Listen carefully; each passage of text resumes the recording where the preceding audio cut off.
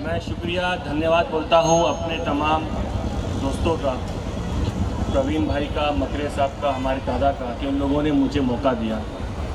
मैं डॉक्टर बाबा साहेब अम्बेडकर के बारे में आप लोगों के सामने चंद बातें बताना चाहूँगा।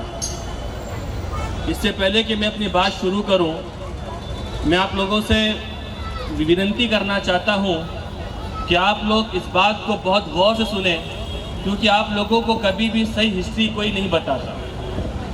मैं अपनी बात शुरू करता हूँ।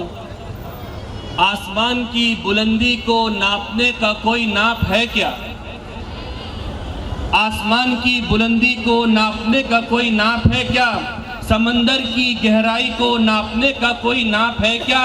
अरे संविधान को बदलने वाले पागल, जरा ये बता, संविधान को बनाने वाला कोई बाप है क्या?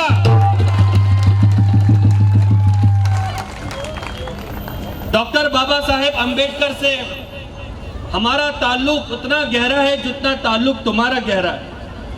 अगर मैं इतिहास की बातें आपको बताना चाहूं, जयंती इसलिए बनाई जाती है कि इन महान पुरुषों ने इंसानियत के लिए, मानवता के लिए जो जो अच्छे काम किए हैं, वो भी हम काम अपनी जिंदगी के अंदर करें।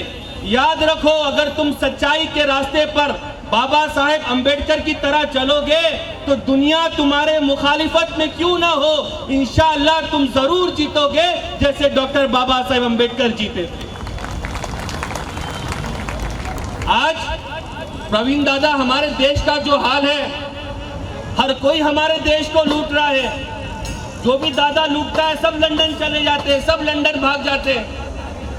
नीरव मोदी देश का पैसा लूटा, हमारे बहुजन समाज का पैसा लूटा, हमारा पैसा लूटा, देश के गरीबों का पैसा लूटा, लंदन भाग गया। जिसको मोदी लूटा वो भी लंदन भाग गया। अरे सबके सब भाग गए, लंदन से सिर्फ एक मर्द आया, वो पढ़ के आया, उसने संविधान बनाया, उसका नाम था डॉक्टर बाबा साहेब अम्बेडकर। डॉक्टर बाबा साहेब अम्बेडकर से हमारा ताल्लुक इतना गहरा है, मुझे नहीं मालूम कि आपको लोग इतिहास कितना बताते हैं। जब साउथ मुंबई से इलेक्शन लड़ा गया, डॉक्टर बाबा साहब जब इलेक्शन लड़े तो कुछ लोगों ने साजिश की। वो लोग चाहते थे कि डॉक्टर बाबा Saheb Ambedkar constituent assembly parliament में ना पहुंचे, क्योंकि यह आदमी अगर पहुंच जाएगा तो समानता होगी, सब बराबर होंगे। वो लोग नहीं चाहते थे, तो डॉक्टर बाबा साहेब को प्लान कर उन्होंने डॉक्टर बाबा साहेब अम्बेडकर को हरा दिया। आप प्रवीण दा जानते हो डॉक्टर बाबा साहेब अम्बेडकर कितने रैंक पे थे? चौथे रैंक पे। इतनी लोगों ने साजिश प्लान की। तो लोगों, देखो मुझे गौर से, पहचानो मुझे, मैं तुम्हारा वही भाई हूं। जब डॉक्टर बाबा साहब अम्बेडकर को साउथ मुंबई से हराया गया, महाराष्ट्र के बाई इलेक्शन में हराया गया, तो हमने कहा कि बाबा साहेब आप हमारे सर के ताज हो, चलो बंगाल के अंदर। हमने अपनी सीट से जीते हुए कैंडिडेट को बैठाया, बाबा साहेब अम्बेडकर को वोट दिया और डॉक्टर बाबा साहेब अम्बेडकर असेंबली के अंदर पहुंचे और वहां जाकर हमारा कॉन्स्टिट्यूशन और हमारा लॉ वहां पर जाकर बना। डॉक्टर बाबा साहेब अम्बेडकर से हमारा ताल्लुक इतना गहरा है कि बाबा साहेब जब राउंड द टेबल लंदन के अंदर गए, हिस्ट्री इन बच्चों से पूछना, ये बच्चे पढ़ते होंगे। जब Baba Saheb London round the table conference पे गए तो एक महान लीडर ने हमारे समाज से कहा था कि कल के दिन जब भीमराव खड़े होंगे अपनी समाज की बात करने के लिए, तो तुम उनका अपोज करना।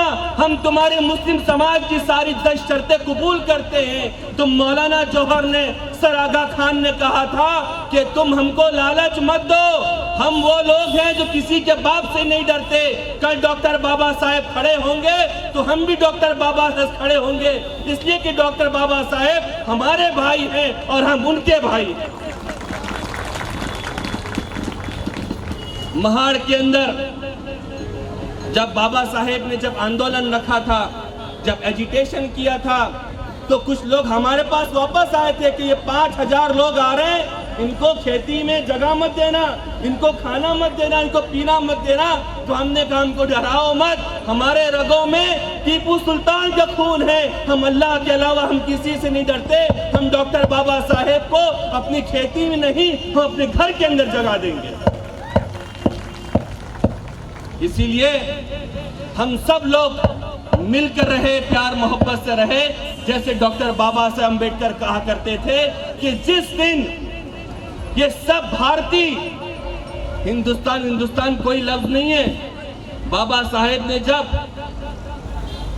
हमारे असेंबली कॉन्स्टिट्यूशन लिखा तो इंडिया लिखा। इंडिया का ट्रांसलेट भारत से है, हिंदुस्तान से नहीं है। हिंदुस्तान कोई चीज नहीं है। बाबा साहेब कहा करते थे कि जिस दिन भारत के सब लोग मिल जाएंगे उसी दिन हमारा भारत सुपर पावर इंशाअल्लाह जरूर बनेगा। मैं अपनी आखिरी बात आप लोगों के सामने कहना चाहता हूं कि डॉक्टर बाबा साहेब अम्बेडकर, हम लोग जयंती बनाते हैं। जयंती में लोग अपने हिसाब से कोई खुशी मनाता है, कोई गम मनाता है अपने हिसाब से। लेकिन सुनो, डॉक्टर बाबा साहेब अम्बेडकर कितनी मेहनत से पढ़े। प्रवीण दादा, बाबा साहेब अम्बेडकर जिस पाठशाला में पढ़ा करते थे, उनके टीचर ने पूछा, बताओ वो कौन सी चीज है बच्चों जिसको तुम देख सकते हो लेकिन छू नहीं सकते। एक बच्चे ने हाथ उठाया, कहा कि टीचर, हम आसमान को देख सकते हैं लेकिन हम आसमान को छू नहीं सकते। तो टीचर ने कहा, दूसरी चीज बताओ। एक बच्चे ने कहा कि टीचर, हम चांद को देख सकते लेकिन चांद को छू नहीं सकते। बाबा साहब ने कहा कि टीचर, मैं पानी के मटके को देख सकता हूं लेकिन क्या मैं मटके को छू नहीं सकता। वो बाबा साहब का बनाया हुआ कानून था और आज का कानून है। ये जितनी महिला बैठी है, घर पे जाकर बाबा साहेब को सलाम करो। बाबा साहेब ने जब कानून बनाया था तो महात्मा गांधी को कहा था कि जितना हक एक मर्द को है उतना हक एक औरत को है, जितना हक एक आम आदमी को है उतना हक मेरी महिलाओं को है। सभी को बराबरी का हक दिया। इसीलिए मैं कहता हूं, क्या आसमान की बुलंदी को नापने का कोई नाप है क्या? कर्नाटक के अंदर अगर कोई बाबा साहेब की मूर्ति को छुएगा तो याद रखना, मुमरा से सबसे पहले आवाज उठेगी, उस आदमी का नाम मुफ्ती अशरफ होगा।